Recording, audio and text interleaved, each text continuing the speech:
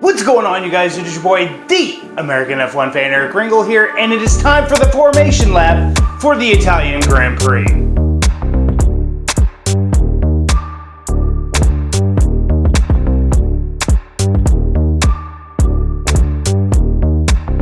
So this is a new segment on our channel where we talk about the biggest news stories for each and every team going up and down the grid. And we're going to start off with the championship leaders at Red Bull, which I think the biggest news story for them this weekend is Max Verstappen is on a 9-race win streak. Red Bull has got the perfect season going. Are they going to be able to keep it up? But is there dissension in the team more and more as each race progresses? As we saw in the Dutch Grand Prix, we heard radio transmissions from Red Bull and from Sergio about the pit stops and, when they went from the dry to the wet tires and back to dries, and there was seeming to be some maybe collusion between, the Red Bull directors and Max Verstappen, giving him the preferential treatment, even though Sergio Perez was in the lead of the race. And so that this is coming to a head at some point. But all signs are pointing towards Sergio Perez returning to Red Bull in 2024. But, how much more is he going to be able to take as a driver when they're giving Max preferential treatment on pit stop strategies? And it just doesn't make any sense. Sergio's literally leading the race in the Dutch Grand Prix. And, Max got almost an insurmountable lead in the championship. And I just don't understand what the whole strategy call was to bring in Max first and then bring in Sergio. And I think that really played some mind games with Sergio and really made him start to think about whether the team really has his best interests at heart. So moving on next, we move on to Mercedes, where I think the biggest story here is Lewis Hamilton and his resurgence. Last season, George led the team in points, but this year Lewis is leading the team in points, and George has literally got a margin of almost double to what Lewis Hamilton has this season. And we've seen some bad luck here recently, as we saw at the Dutch Grand Prix. George Russell makes contact with Lando Norris, which punctures his tire and basically ruins the rest of the Dutch Grand Prix for George Russell. But I think Mercedes, this is exactly what Mercedes was asking for when they brought George Russell over to the team. And they asked somebody to really push Lewis. And, I think after last season's results, we're seeing that, George pushed Lewis into another gear going into this year. And, Lewis still isn't signed for 2024. And, all signs are going to point to him signing a new contract with Mercedes. But, to see that Lewis is continually pushing himself and still continuously, ending up at in the top spots of the field, it's just a sign that there's no slowing down coming from Lewis Hamilton. Moving on to Aston Martin, I think the biggest story here is Lance Stroll and his continued struggles at Aston Martin. We've seen that, Fernando Alonso has been able to put this car consistently, within the top 5, gotten a lot of podiums this year for an Aston Martin team that I think a lot of people were questioning on, whether or not the team had the skill and had the development in the offseason to, put them in this type of position. And, now we're seeing, there are some people within Formula One that are saying, is Lance Stroll still, somebody that deserves to be on the grid? I know his father owns Aston Martin, but I think it still begs the question of whether or not Lance Stroll deserves a seat, or if there is somebody within Formula One, Formula Two, their reserve driver, Felipe Drugovich. We have to start questioning whether or not maybe Lance needs to move on. Moving on to Ferrari, I think story here is one of the main stories is that I think both Charles and Carlos are so close together, but I think it's going to be another weekend of woes for them, as they just have not been able to come up with the solution necessary to be able to challenge Aston Martin, Mercedes, or even Red Bull at the front of the field. And the developments that have gone into the season and the continuation, the absolute continuation of just poor strategies within the pits has just plagued this team. And it's almost seems like there's a curse over this team, when it comes to pit stops and pit stalls. Maybe they need to, call a witch doctor in, or call, a psychic in, or somebody to maybe cleanse their pit stall this weekend. Maybe give them some kind of, chance and maybe having a good pit strategy. But also the other news story this weekend for Ferrari is they have got a special livery to commemorate, obviously Ferrari being an Italian manufacturer, and they're being in Monza, the mecca of speed, and basically their home base.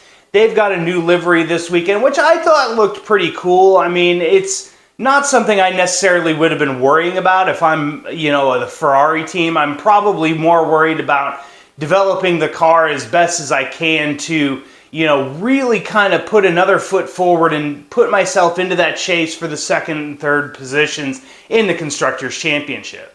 Moving into McLaren, I think story of this weekend for them is, what could have been last weekend at the Dutch Grand Prix between Lando Norris, Oscar Piastri. Piastri makes a great comeback drive. Norris, who started within the top 5, literally was in second place after the second and third corners, and then the rains came and strategy kind of got all mixed up with McLaren. So, what are we going to see from McLaren this weekend with an improved car that we've seen, I think, has been improved all around, not just on certain tracks. We've seen them make a resurgence this year that, could push McLaren, up into this fight for the top 4, and if they keep scoring points like they have been, they could push for a top 3. And I think the biggest thing, and I have to admit when I'm wrong, at the beginning of the season, I thought Oscar was going to have a little bit too much pressure on his hands when it came to being a rookie.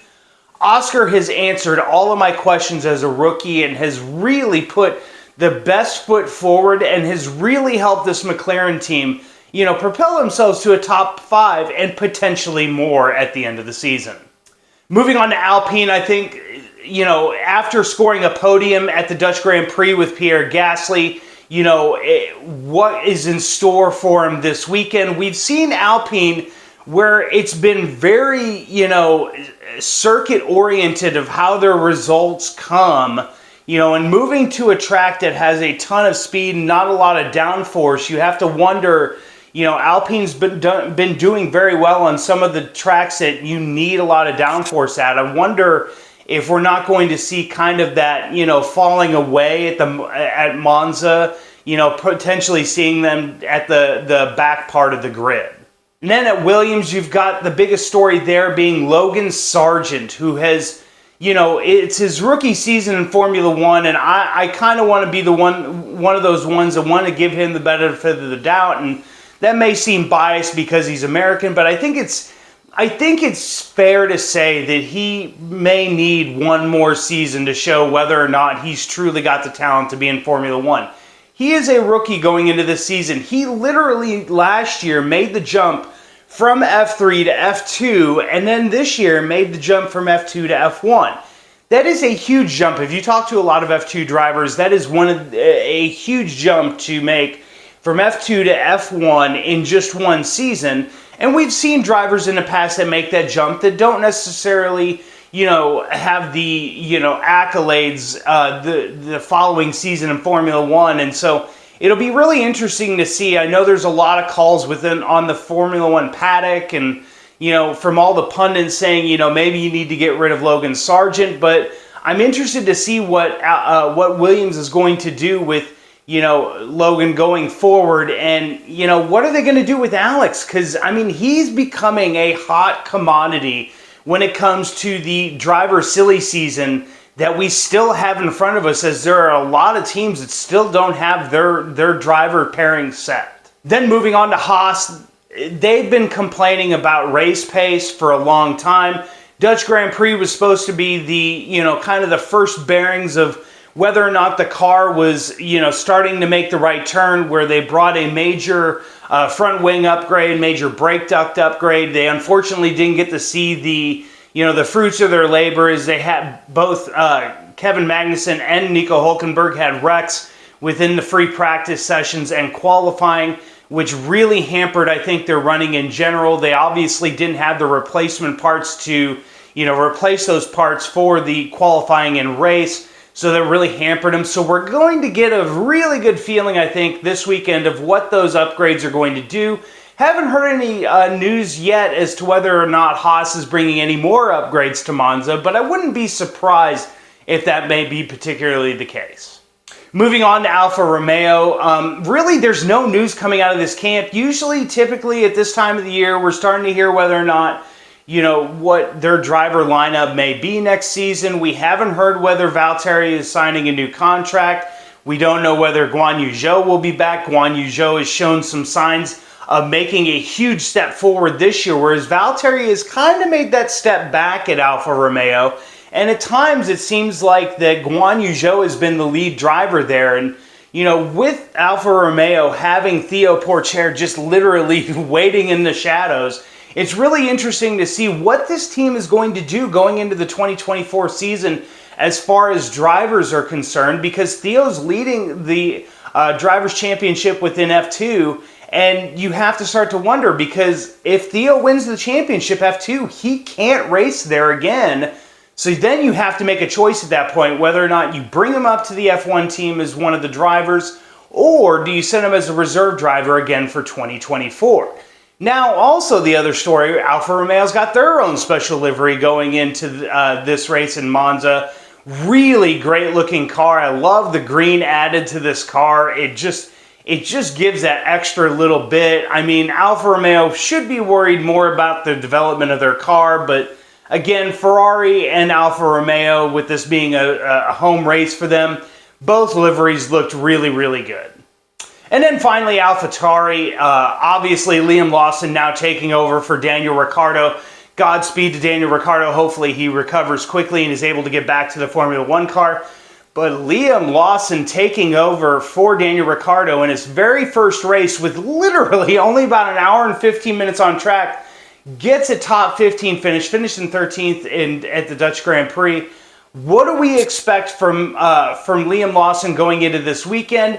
I'm wondering if we're not going to see kind of maybe a downturn. AlphaTauri has seemed to have improved with the development of their car, but I'm wondering if it's maybe not more track specific. And Yuki Tsunoda has really put in some really good drives. He had a top 10 going until he got that penalty on the last restart that dropped him all the way down out of the top 10.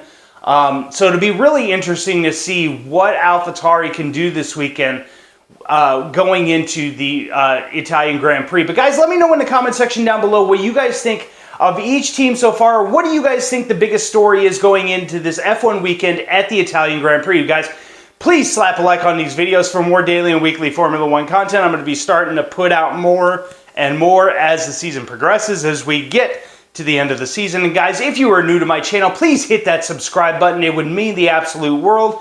It means the world when you guys watch my videos. But guys, thank you so much for watching this video. And guys, for the American F1 fan, I'm Eric Ringel, signing off.